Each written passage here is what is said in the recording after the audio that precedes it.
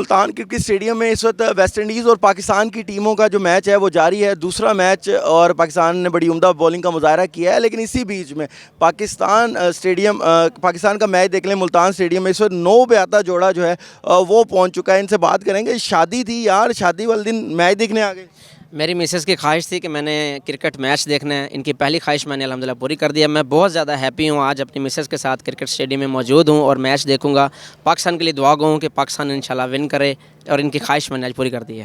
اچھا بھابھی، خواتین تو میچ نہیں دیکھتی اور آپ شادی والے دن میاں کو لے کے میچ دیکھنے آ گئی ہیں؟ جی، کیونکہ میں نے لائیو کرکٹ میچ پہلے کبھی نہیں دیکھا، پہلے ٹی وی پہ دیکھتی تھی اور مجھے بہت شوق تھا لائیو کرکٹ میچ دیکھنے کا، اس لیے میں نے ان سے فرمائش کی تھی کہ پہلے میں نے کرکٹ میچ دیکھنا ہے لائیو، اور میں بہت ہیپی ہوں اور اپنے ہسبینڈ کا تھینکس کرنا چاہتی ہوں، اور پاکستان کے لیے دعا گو ہوں کہ پاکستان میچ ون کرے۔ اچھا، کوئی فیوریٹ کھلاڑی بھی ہے آپ کا؟